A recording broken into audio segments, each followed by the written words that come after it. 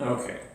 So, anytime, so basic carpet cleaning theory, there are four essential elements for cleaning carpets when we're talking about extraction. So the first one is time, meaning that all of these chemicals are meant to, just as a general blanket rule for any carpet cleaning chemical, you need to have about 10 to 15 minutes from the time that you apply it to the time that you extract it out, right? And if you go longer than 15 minutes, you might damage the carpet, the chemicals might dry and become ineffective. So, don't put it down and then go take your lunch and come back to it later. Once you get the chemicals in, you have to finish what you're doing. Now, that doesn't mean that you couldn't, that's a multi-step process that we were talking about on coffee. So if, let's say you put your number 3 and 4 chemicals in and you get a call about an emergency, like, there's a flood upstairs or, something pressing, something that you need, your boss wants you in their office right away. That never happens to me. So get the 3 and 4 extracted out first, and then you could use that as a stopping point. You can come back later and finish the rest of the process once you get the chemicals that you've put in out. Anyway, so the first one is time. The chemicals need their time to dwell, and that's why we don't ever put chemicals in the clean water tank on the machine, whether we're talking about a mini extractor or a big extractor. You always pre-spray the spots, or if you're just doing full extraction on an empty room or dining rooms or hallways, we never put the chemicals in the clean water tank on the extractor. We always pre-spray the carpet with that, and that way they get the full dwell time that they need. If you put it in the tank, then you're squirting it in the carpet and you're sucking it right back out again. And as we all know, you're not getting everything out that you put in the carpet to begin with. If you don't believe that, run your wand over a carpet and then touch it. If it's still wet and you have chemicals in the tank, then you just left chemicals in the carpet there. So pre-spraying gives it the time it needs, and we're also going to get more of those chemicals back out because you don't want to over-treat the carpet, right? I mean, I guess you could leave a bunch of chemicals in the carpet, but we want to use the smallest amount of chemical necessary when we're doing this. Okay, so so the second one is agitation, right? And that's scrubbing. I know I have a machine that was produced by the Strong company. Some of you have the same machine that as a Whittaker, where it has like 2 rotating brushes on the bottom. If you're doing spot cleaning, I use one of these a lot of the time. It's just a toothbrush. So, but there needs to be some kind of scrubbing to get the chemicals to coat every side of the carpet fibers and work it in. And you want it to get down low also. Also, the kit comes with a tamping brush. Now, this is not a scrub brush, right? This is a tamping brush, and when people talk about tamping, if you're not familiar with this, what they're doing, I believe I mentioned a few minutes ago that number 2 is a solvent. So what we would do with this is, we'll just say this is carpet, it's got a stain on it. We would put the towel over the stain, and if it's a tiny spot, what I'll usually do is, let's say there's a spot right here, I'll put the corner there so I'm not going, oh gee, where was the spot? So you would flip the top up on your bottle here and just put a small amount, like let's say about the size of a quarter, on the towel, and then you would take your tamping brush and do that. And so what we're doing is we're using the bristles on the brush to push just enough of the solvent through the towel into the carpet to get the result we need. Because if you squirt this directly in the carpet, then you stand a better chance of accidentally having it go down and start to dissolve the glue in the carpet backing. So also when you're working with this, don't leave the top up. I admit it. I did this one time. I was doing some spots and tamping away, and I bumped the bottle over, and I spilled a lot of this stuff on the carpet. I got it extracted out right away, so it didn't ruin it, but it could have been a problem. So use it and then flip that down. So we also get in the kit here, this is called a bone scraper. And I think back in the day, these were actually made out of bone, but this is just plastic or fiberglass. One end is round, one end is pointed, and this is handy. If you have something like gum that's gotten pushed down on the carpet, you can use the pointy end, and what you would want to do is poke several holes in the gum spot, and then use, well, you know what, I'm going to leave it to y'all to look at the chart, but the agent that it shows on the chart for gum, you would poke these holes in it first and then apply that. And well, you know what, actually this is going to tie in closely to the demonstration that I have, so I'll just come back to it. Okay, I mentioned two-part chemicals in the kit here. So we have number 9 and number 10, parts A and B. So there's 9 and 10, and we have A and B. Why do we have A and B? So if you read the instructions on these, what they're going to tell you to do is mix a small amount into a spray bottle, use it, and then throw it away right away. And the reason for that is that once you mix these together for both this one, and these are slightly larger bottles because this is the refill set. In the kit, it would be a slightly smaller bottle, but they're always attached by these contraptions here. So, but once you mix these together, it becomes an explosive mixture. I love telling people that in person and seeing the look on their faces. So,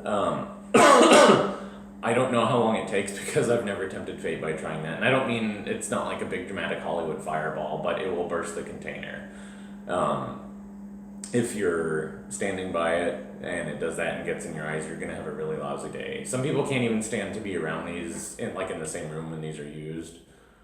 Different people have different levels of sensitivity to chemicals, but this is different kinds of like hydroxylated ammonia, and it was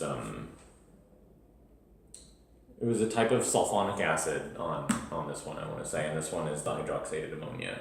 Neither one of them smell good. It's kind of a nasty fume. It gets to your eyes, and some people have lung problems with it too. So whether you're doing something that needs a respirator or not, it's probably not a bad idea to have one on hand. And if you're, I'm the environmental services director up here.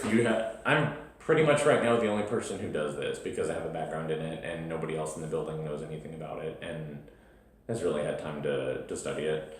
I used to have a guy that I brought with me from the last company I worked for, but he's not here anymore. So, but if you're going to have several people on your crew that are doing this, I would get them each their own respirator, because would you want to wear somebody else's respirator and have their skin sweat on your face?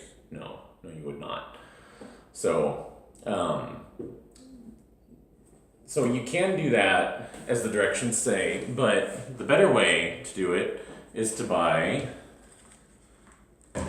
the dual chamber sprayers that we can. So we get all this stuff from jondon.com, and I believe Matrix is their in-house brand anyway. But so the dual chamber sprayers, there are this is two separate containers here, and then we have 2 tubes, one for each container, so that this mixes when you squeeze the trigger, and it mixes up here instead of down here. So this way you don't have to mix it together and then dump it down the drain and waste it.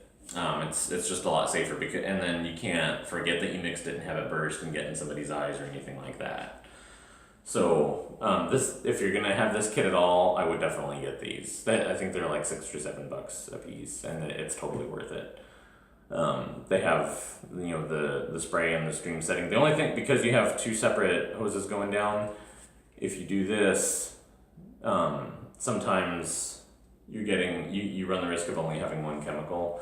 So what I do is I keep these full all the time. I don't let them get down, and I'll tend to get maybe a little bit farther back and spray horizontally so that it's going to go and with trajectory and fall where I want it to go, because I want to make sure that these are getting mixed all the time. Okay, so I digress. I was talking about the 4 basic elements of carpet cleaning. So we had time and agitation, right? The third element is chemical, because you might have heard commercials for places like Zero Res or Alpine Clean that use activated water. That's still a chemical process, so you know. But they're using a special machine to generate that, and that's not something that's readily available for, and that equipment is expensive. So that's just not going to happen for us anytime soon, I would say. So for now, it's going to be chemicals, and then the fourth basic element is temperature. You pretty much always want to use hot water when you're cleaning carpets. The only time that hot water is bad is if you're doing something biohazardous. So without being too disgusting, if it used to be on the inside of a person or animal's body and now it's on the outside on your carpet, then it's a biohazard. A lot of the time you'll want to use an enzymatic product, which we don't really have in here. I recommend the Arex line of products. I get them, and I used those at the other company I worked for. We get them from Bay City Supply up in Bellingham, Washington. If you need more, if you can't find that locally, if you need information on that, you can email me at tylerb@cascadeliving.com and I'll help you out. Also, if anybody has any questions about any of this, feel free to email me. You can also just give me a call. The phone number up here at Mountain Glen is area code 360-424-7900. Okay? So, with an enzymatic product, the reason I say you wouldn't want to use hot water is that the enzymatic products are actually alive. They're full of little living enzymes that actually eat and digest the bacteria that cause odors. Hot water kills them. So, if you're mixing hot water with expensive chemical enzyme treatments, you're rendering it ineffective right away. So if you're using something like that, I usually when I'm using an enzyme, I don't extract it out. I'll clean it first, then spray the enzyme on it and make sure that the carpet's not hot. Hey, I mean, the water that you use to clean carpets with cools down pretty quick. So, and then I'll just leave it. If it needs to be extracted, I'll do it later with lukewarm water. So we have time, agitation, chemical, and temperature. It spells tact. So that's the easy way to remember it. Okay. I'm gonna cut this off for now and take a break for a minute, and then I'll get into the. Oh, I know what I was gonna say. One last thing. So these all come in pretty small bottles in the kit. You don't have to order this size. In fact, I would recommend that you don't do that because these are all available in this size, or better yet, well, most of them are available in this size as well as gallon jugs.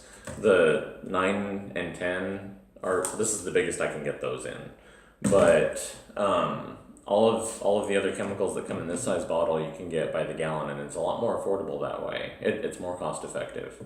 So what I do, like I was mentioning that I don't use all those chemicals all the time, but the ones for coffee, I go through a lot. So I'll buy those in gallon jugs, and then what I do is I get spray bottles, and you can order the labels for them. So let's see what I have. I have Release and Target here, which happen to be number 3 and 4, which we would use for coffee. So there's Target, and here's Target, and Release and Release.